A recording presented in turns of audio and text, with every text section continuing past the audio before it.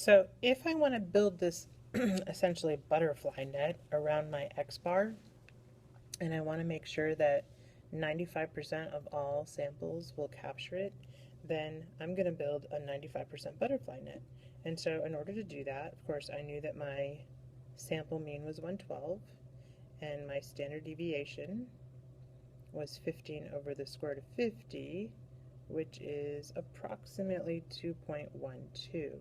So if I use the empirical rule and I want my butterfly net to capture 95% around this number, then of course I have to go over 2.12 once and then another 2.12, and same thing backwards.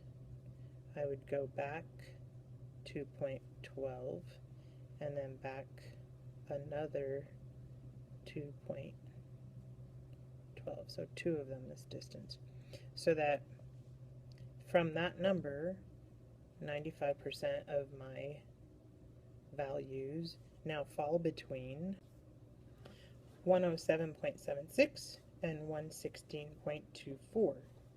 So again, 95% of all samples will capture the true mean somewhere within this interval of numbers. And that's what my 95% confidence interval tells me. So again, a confidence interval gives me plausible values, an interval, for whatever the population parameter is, and in order to calculate it, we're going to use our point estimator. So confidence interval equals, you can abbreviate it CI, I'm going to do that a lot, and it equals our point estimator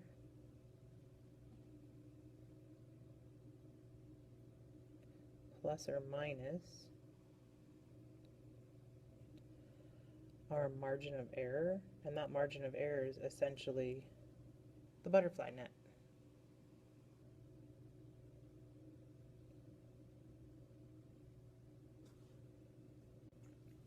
Versus my confidence level, which I'll abbreviate with CL, tells us the probability that our interval captures the true parameter in repeated sampling. And one thing to note here is, as I increase the confidence level, the confidence interval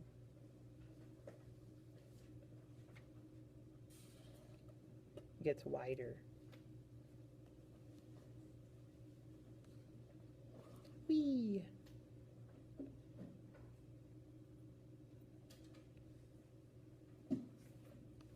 And think of it this way. See if you can squeeze all this up in that box. But if I want to be 95% accurate, then I'll need a really wide butterfly net versus if I only want to be, so this might be a sample for 95%, versus if I only care about being, let's say, 80% confident,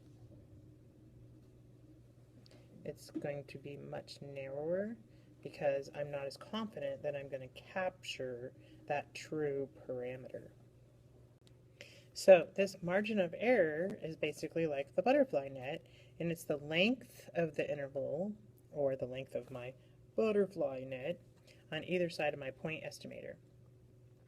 And the very special thing about this margin of error is that it covers error only from the random sampling or random assignment, which is why sometimes it's called sampling error, because it occurred as a result of how we collected the sample. And that margin indicates just that random variation happens because from sample to sample we're going to have some differences. The other thing to note about it is that other types of error do exist, but margin of error doesn't make up for those. So that's why we have to make sure that we don't bias our data collection, or we'll have problems.